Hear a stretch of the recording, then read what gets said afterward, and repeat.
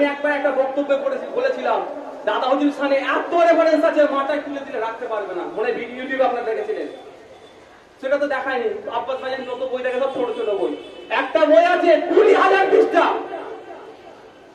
পড়েছে না, 20,000 পৃষ্ঠার বই আছে, সেই বইয়ের মধ্যে দাদা হুজুর 44টা প্রার্থী দিয়েছে, সেখানে আমি আপনাদের প্রমাণ করে দেখিয়ে দেবো।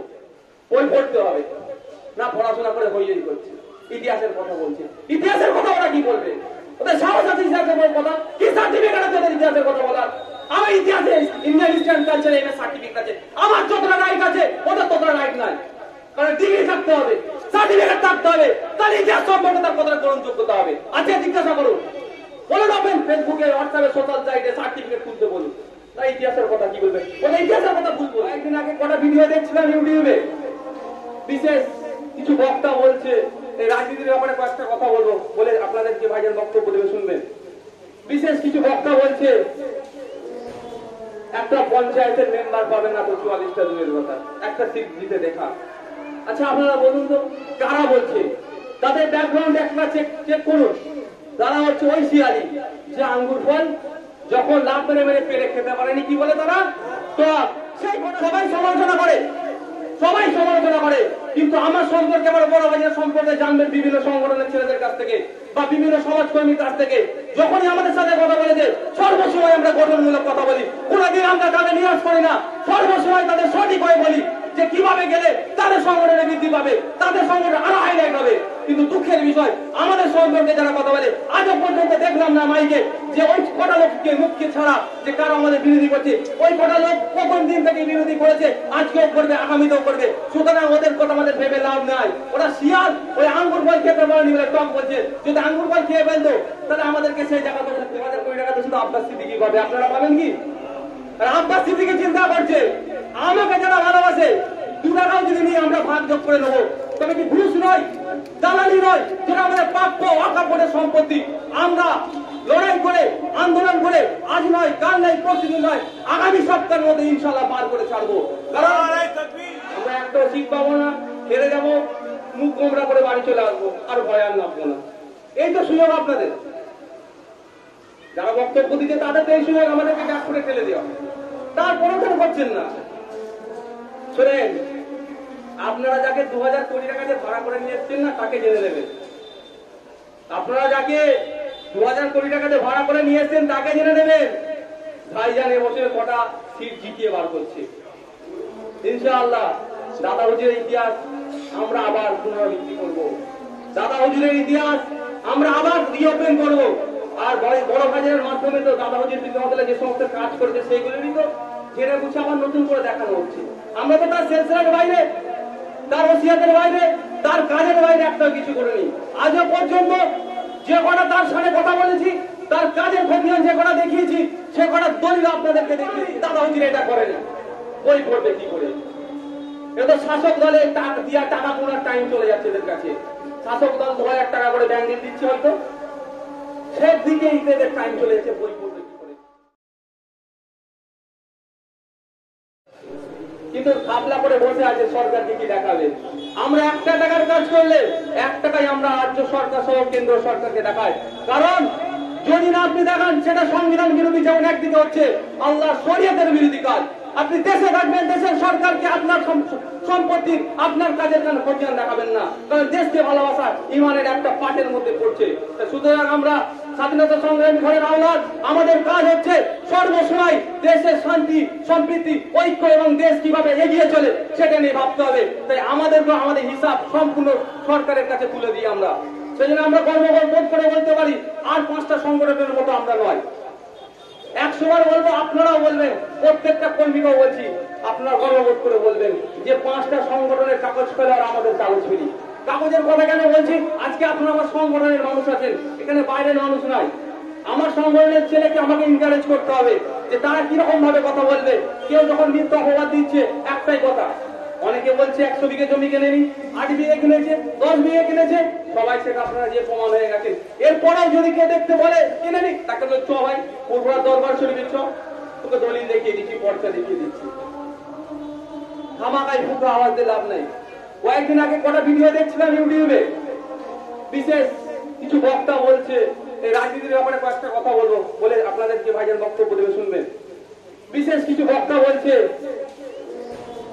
একটা পঞ্চায়েতের মেম্বার পাবে না তো 44টা দূরের কথা, একটা সিট দিতে দেখা। আচ্ছা আপনারা বলুন তো কারা বলছে? তাদের ব্যাকগ্রাউন্ড একবার চেক করুন। তারা হচ্ছে ওই শিয়ালি যে আঙ্গুর ফল যখন লাভ মেরে মেরে পেরে খেতে পারেনি, কি বলে তারা? টক। সেই কটা শিয়ালি বলছে, আর বাকি বলে নেই। যারা সামাজিক, যারা ধার্মিক, তারা কোনদিন এই কথা বলেনি। তারা বরঞ্চ ইনকারেজ করছে লড়াই করো, লড়াই করো। দলিত, আদিবাসী, মুসলিমের জন্য, পিছিয়ে বর্গের সমাজের জন্য আপনারা যে লড়াই করছেন, করুন, আপনারা আগিয়ে যান। সেটা আমার বাড়ি থেকে অনেকে বলছে এবং অনেকেই শিক্ষিত মানুষ, সাধারণ মানুষ, সবাই একটাই কথা, আব্বাস ভাইজান যে লড়াইটা করছে আগিয়ে যান। কিছু সংখ্যক, অল্প সংখ্যক মানুষ যারা সর্বসময় শাসক দলের পদতলে থাকে, শাসক দল যেটা দেয় যেটা পুড়ে সেটা খায়, তাদের কাজ হচ্ছে যে ঐক্য হচ্ছে, আমাদের যে ঐক্য তৈরি হচ্ছে সেটা মনোবলটাকে ভেঙে দেওয়া। যদি শিক্ষিত মানুষের পরিচয় দিত, যদি সঠিক সমাজকর্মীর পরিচয় দিত, তাহলে সে স্টেজে বলতো না, সে আমাকে বলতো ভাই তোমার এই পদক্ষেপটা ভুল হচ্ছে, এরকম ভাবে কোনো তাহলে সাকসেস হবো। সবাই সমালোচনা করে, সবাই সমালোচনা করে, কিন্তু আমার সম্পর্কে, আমার বড় ভাইয়ের সম্পর্কে জানবেন বিভিন্ন সংগঠনের ছেলেদের কাছ থেকে বা বিভিন্ন সমাজকর্মীর কাছ থেকে। যখনই আমাদের সাথে কথা বলেছে সর্বসময় আমরা গঠনমূলক কথা বলি, কোনদিন আমরা তাদের নিরাশ করি না। সর্বসময় তাদের সঠিক হয়ে বলি যে কিভাবে গেলে তাদের সংগঠনে বৃদ্ধি পাবে, তাদের সংগঠনে আরো হাইলাইট হবে। কিন্তু দুঃখের বিষয় আমাদের সম্পর্কে যারা কথা বলে আজও পর্যন্ত দেখলাম না মাইকে যে ওই কটা লোককে মুখকে ছাড়া যে কারো আমাদের বিরোধী করছে, ওই কটা লোক প্রথম দিন থেকে বিরোধী করেছে, আজকেও করবে, আগামীতেও করবে। সুতরাং ওদের কথা আমাদের ভেবে লাভ নাই। ওরা শিয়াল, ওই আঙ্গুর ফল খেতে পারেনি বলে টক বলছে। যদি আঙ্গুর ফল খেয়ে ফেলতো তাহলে আমাদেরকে সেই জায়গাতে ঢুকতে দিত না। আমরা তো ভাই 5 বছর এসেছি সংগঠনে, মাত্র 5 বছর এসেছি। তুমি তো 10 বছরের সংগঠন, তোমার কাছে তো বড় বড় নেতা আছে XYZ পার্টি থেকে, তোমার কাছে বুদ্ধি নিয়ে যায়, তুমি থিঙ্ক ট্যাঙ্ক, তো তোমার অ্যাক্টিভিটি কি 10 বছরে? কোথায়? 10 বছরে তোমার অ্যাক্টিভিটি দেখতে গেলে একটাই দেখা যাবে, সেটা কি তুমি সব সময় শাসক দলের পা চাটেছো, সব সময় শাসক দলের পা চেটে কিছু অর্থ নিয়েছো। কিন্তু দুঃখের বিষয় ভাই, অর্থটা আমরা নিতে চাইছি না। আমাদের 22 থেকে 30,000 কোটি টাকা আছে, সরকার আমাদেরকে ক টাকা দেবে, ক টাকা দিতে পারে? দুঃখের বিষয় সেন্ট্রাল গভর্নমেন্টের যেটা মাইনরিটি ফান্ড থাকে রাজ্য সরকারের কাছে আছে, দুঃখের বিষয় সেটা ঠিক মতো ইউটিলাইজ হয় না, সেটাও সেন্ট্রালে ফিরে যায়। প্রতি বছর RTI করে দেখতে পারেন, আমার কথা সত্যতা কি মিথ্যে আছে প্রমাণ করে দেখে নিতে পারেন। RTI আপনারা করুন যে সেন্ট্রাল গভর্নমেন্ট প্রতি বছর সংখ্যালঘুদের জন্য কত কোটি টাকা রাজ্যে পাঠায় আর কত কোটি টাকা খরচ হয়। তো তার বিরুদ্ধে তো বলতে আপনাদের দেখতে পাচ্ছি না। যারা মাইকে বড় বড় ভাষণ মারছেন, আব্বাস সিদ্দিকীর পদক্ষেপ ভুল হচ্ছে, আব্বাস সিদ্দিকীর পদক্ষেপ ভুল হচ্ছে, তারা বলুন, তারা সরকারের কাছে ডিমান্ড করুন। এই যে আমাদের মাদ্রাসা শিক্ষকগুলোকে পিটিয়ে অসাংবিধানিক ভাবে পিটানো হলো, তার বিরুদ্ধে তাদের মুখ খুলতে দেখা যাচ্ছে না। খুলবে কি করে? রাজ্য সরকার অর্থাৎ যারা শোষণে, যারা শাসক দলে আছে, তারা তো আপনাকে টাকার ব্যাংকিতে মুখ বন্ধ করে রেখে দিয়েছে, আপনার কাছে চামচাগিরি করাচ্ছে। চামচাগিরি করবেন না আমাদের 22,000 কোটি টাকা অর্থাৎ অকাপের দিকে আমরা আগিয়ে যাবো, কোনটা করবেন বলুন? আমাদের দরকার 22,000 কোটি টাকা, আমাদের যেটা অকাপ প্রপার্টি তার দিকে এগিয়ে যাওয়া। সুতরাং আপনাকে আমাকে 100 কোটি, 200 কোটি, 300 কোটি, 2,000 কোটি টাকার পর্যন্ত অফার আসছে। কিন্তু দুঃখের বিষয় 2,000 কোটি টাকা তো শুধু আব্বাস সিদ্দিকী পাবে, আপনারা পাবেন কি? আর আব্বাস সিদ্দিকী চিন্তা করছে আমাকে যারা ভালোবাসে 2 টাকাও যদি নিয়ে আমরা ভাগ যোগ করে নেবো, তবে কি ঘুষ নয়, দালালি নয়, যেটা আমাদের প্রাপ্য অকাপড়ের সম্পত্তি, আমরা লড়াই করে আন্দোলন করে আজ নয়, কাল নয়, প্রতিদিন নয়, আগামী সপ্তাহের মধ্যে ইনশাল্লাহ পার করে ছাড়বো।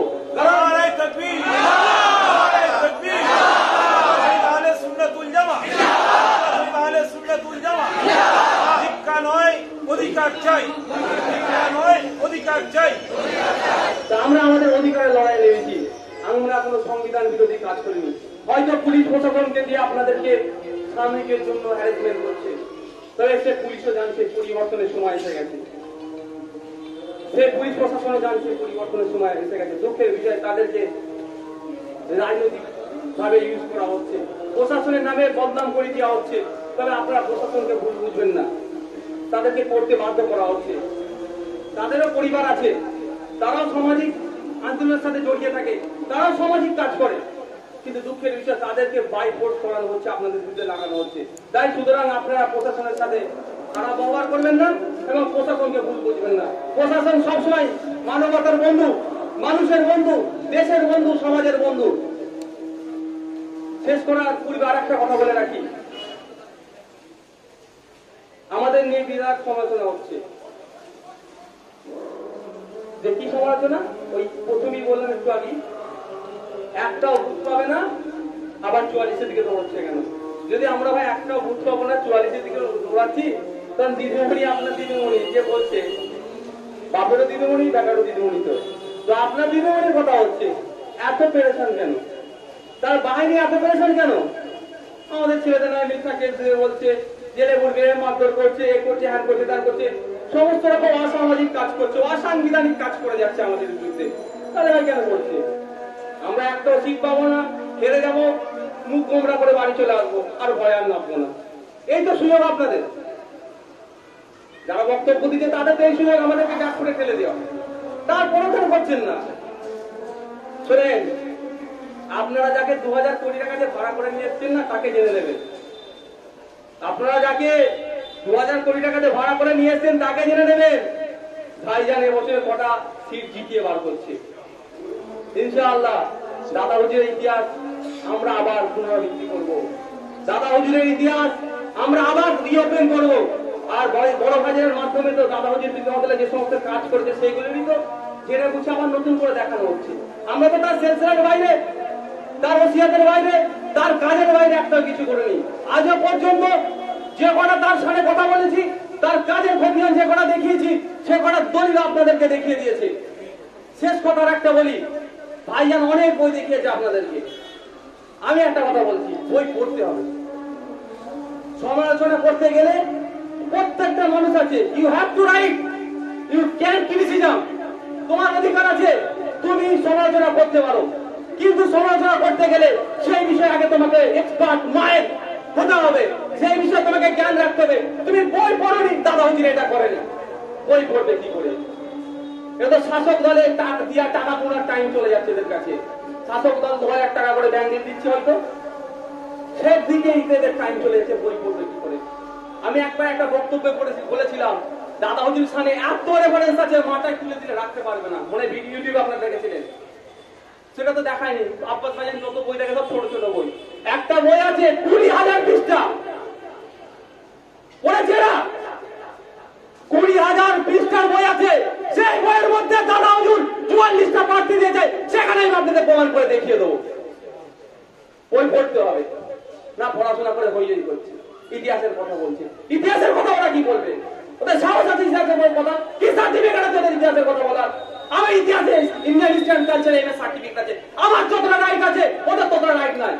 কারণ ডিগ্রি থাকতে হবে, সার্টিফিকেট থাকতে হবে, তার ইতিহাস সম্পর্কে তার কতটা গ্রহণযোগ্যতা হবে। আচ্ছা জিজ্ঞাসা করুন, বলে দেবেন ফেসবুকে, হোয়াটসঅ্যাপে, সোশ্যাল সাইটে সার্টিফিকেট খুলতে বলুন, তাই ইতিহাসের কথা কি বলবে? ওদের ইতিহাসের কথা ভুল বলবে। আমরাই দাবি করছি মুসলিমদের ইতিহাস কোন একটা সংগঠন চেপে দিচ্ছে। তুই তো তোর জায়গার ইতিহাস, তুমি তো তোমার সেন্সুলার মুজাদ্দিদের ইতিহাস চেপে দিচ্ছ, তোমাকে লজ্জা করে না? আর তুমি ওই সংগঠনের কথা বলছো মুসলমান ইতিহাস চেপে দিচ্ছে। তুমি আগে তোমার জালের ইতিহাসটা, তোমার পর্দাদের ইতিহাসটা, তোমার ভিটের ইতিহাসটা তোলো, তোমার পীর কি করে গেছে তোলো। তুমি সেটা করছো না, তুমি তোমার দাদুর ইতিহাস চেপে দিতে চাইছো। তুমি অমুক সংগঠনকে বলছো মুসলমান ইতিহাস চেপে দেবে, ওরা তো সবসময় রেডি আছে মুসলমান ইতিহাস চাপার জন্য।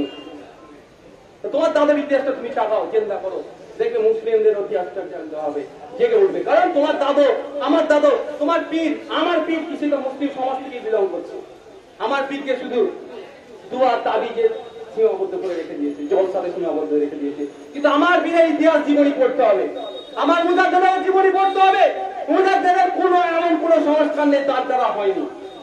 সুবহানাল্লাহ বলবেন না আপনারা?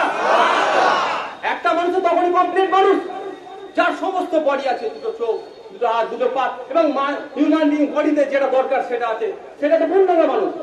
যদি একটা হাত না থাকে কি বলা হয় তাকে? হ্যান্ডিক্যাপ বলা হয়, ডিসেবল বলা হয়, বিকলাঙ্গ বলা হয়। এরা তো আমার, তোমরা মুরিদ, আমরা পুত্র, আমরা আমার পীরকে মুজাদ্দিদকে আমরা বিকলাঙ্গ হিসেবে দেখাতে চাইছি।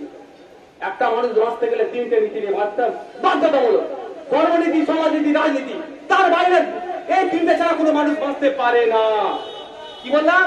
এই তিনটে ছাড়া কোনো মানুষ বাঁচতে পারে না। কেউ প্রকাশ্যে ধর্মনীতি করে, কেউ গোপনে ধর্মনীতি করে, কেউ প্রকাশ্যে সমাজনীতি করে, গোপনে সমাজনীতি করে। অনেকে গোপনে দান করে না আপনাদের এলাকায়, তারা গোপনে সমাজনীতি করে, অর্থাৎ সমাজ সেবা করে। এমন অনেক ব্যক্তি আছে বলে আমার নাম বলবে না, আমাদের কাছে লাখ লাখ টাকা দিয়ে যাচ্ছে, ভাইজান আমার নাম বলবেন না। না, নামটা লিখতে হবে তো। তখন বলছে 2 লাখ টাকা দিচ্ছে, আল্লাহ করবে 2 লাখ 20 হয়ে যাচ্ছে। তখন শুনে দেখছি আল্লাহ বরকত দিচ্ছে। তো গোপনে সমাজনীতি করে অনেকজন, অনেকজন প্রকাশ্যে সমাজনীতি করে, অনেকজন রাজনীতি প্রকাশ্যে করে, অনেকজন গোপনে করে। রাজনীতি ছাড়া আজকে কোনো মানুষ নাই, কোনো রাজনীতি ছাড়া কোনো মানুষ নাই। হ্যাঁ, ওই মানুষটা রাজনীতি করে না যেটা তাহাজ্জুদের নামাজও বাড়ির মধ্যে পড়ে, 5 ওয়াক্ত নামাজও বাড়ির মধ্যে পড়ে, বাড়ির বাইরে পড়ে, বার হয় না, বা হুজরার মধ্যে যারা থাকে তারা ছাড়া সমস্ত পৃথিবীর মানুষ রাজনীতি করে। রাজনীতি ছাড়া কোনো মানুষ নেই, হয় কেউ প্রকাশ্য, কেউ গোপনে। যেটা বলছিলাম, একটা মানুষ 3টে জিনিস ছাড়া বাঁচতে পারে, অর্থাৎ 3টে জিনিস তার মধ্যে যদি না থাকে সে বিকলাঙ্গ। ধর্মনীতি, রাজনীতি, সমাজনীতি। আমার দাদা ভেজে কি দেখাচ্ছে না? আমার দাদা ভেজে কিছু মৌলানা আর কিছু মানুষজন কি দেখাচ্ছে যে দাদাপীর ধর্মনীতি আর সমাজনীতি কিছুটা করেছে। দাদা পীরা বকালের বিকলঙ্ক দেখাচ্ছে। আমাদের প্রতিবাদ করা দরকার নয়? যদি দাদা পীরের সম্পর্কে আমরা মিথ্যাচার করি, আপনার দাদা পীরের আওলাদ তো আওলাদ নয়? আপনারা আপনার আওলাদ, তাহলে আপনারা ভাই ভাই সমস্যা হলে কোর্টে ছুটেন কেন? কেউ আলিগড় কোর্টে ছুটছে, কেউ বারাসাত করে, কেউ হাই কোর্টে, কেউ বিভিন্ন বাঁকুড়া কোর্টে ছুটেন কেন? জমি জায়গার জন্য ভাই ভাই ঝামেলাতে কোর্টে ছুটছে।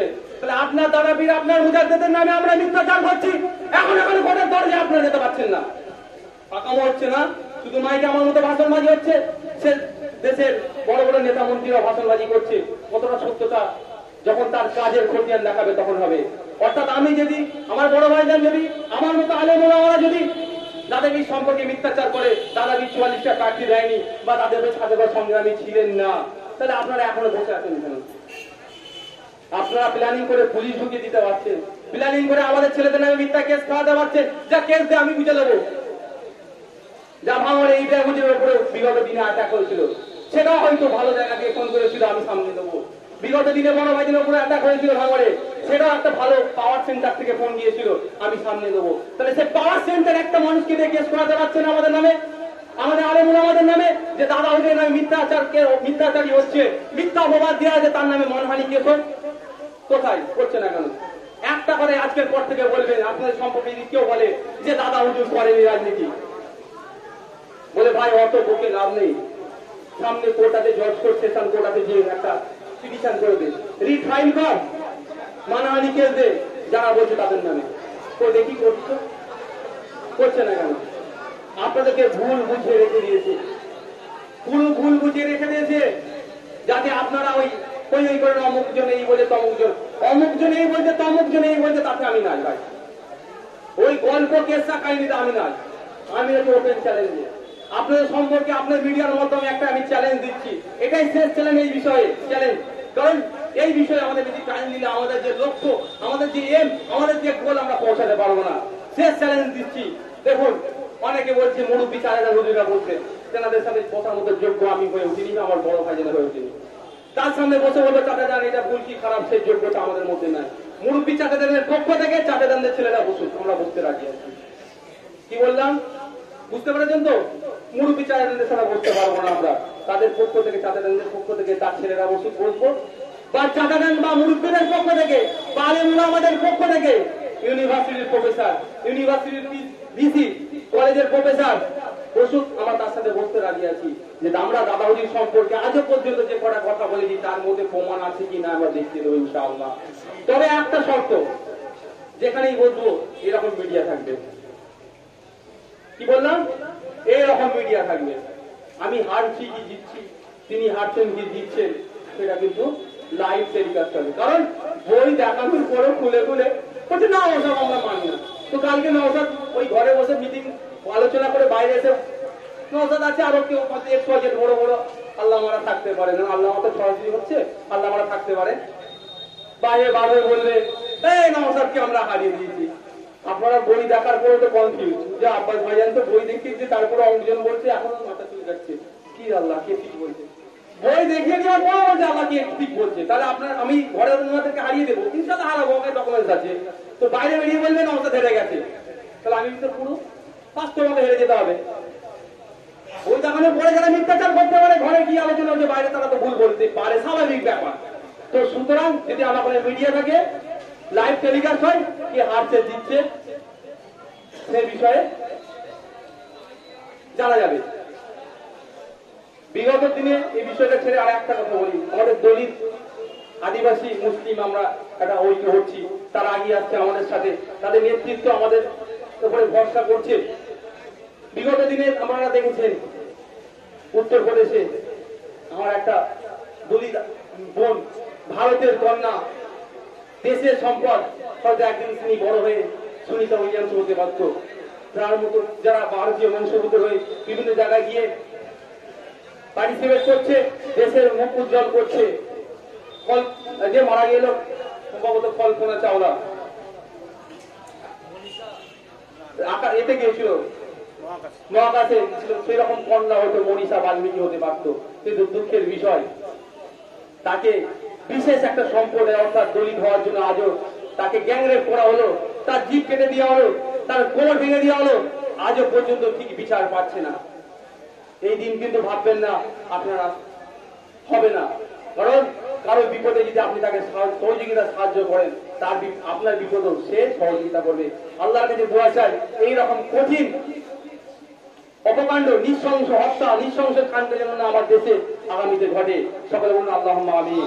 আমার দেশ বিগত দিনে যেরকম সুস্থ শান্তির সাথে ছিল, মিলেমিশে ঐক্যবদ্ধ হয়েছিল, আগামীতেও যেন থাকে। সকলে বলুন আল্লাহুম্মা আমিন। সুতরাং আমরা যেমন আসিফার জন্য লড়াই করেছিলাম, আসিফার বিচারের জন্য আমরা রাজপথে নেমেছিলাম, পূজা বোনের বিচারের জন্য আমরা রাজপথে নেমেছিলাম, আগামী দিনেও আমরা মনীষা বাল্মীকি বোনের জন্য আমরা রাজপথে নেমে আন্দোলন করব। তাকে নাই পাইয়ে দেওয়ার জন্য আমরা আন্দোলন করব ইনশাআল্লাহ। এই বলে আমি সংক্ষিপ্ত বক্তব্য এখানে ইতি করলাম।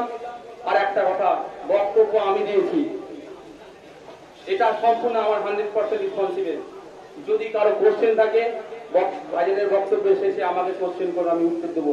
মিডিয়ার মাধ্যমেও জানাচ্ছি, কোন আলেম উলামা ওই ধরনের ছোট বড় সংগঠন, আমি বড় বলি সম্মান দিই, আমি ছোট করতেও চাইছি না, ওই ধরনের বড় বড় সংগঠনের যারা কর্মকর্তা আছেন বা বিশেষ রাজনৈতিক দলের সাথে যারা যুক্ত আছেন, তাদের যদি কোনো কোশ্চেন থাকে আপনি আমার বাড়িতে স্পিড পোস্টের মাধ্যমে চিঠি পাঠাতে পারেন, আমি উত্তর দেবো। আর যদি মনে করেন এইরকম মাইকি কেউ তৈরি করবেন, সেটাও আমরা ব্যবস্থা নেওয়ার জন্য প্রস্তুত আছি। আসসালামু আলাইকুম। নারে তাকবীর।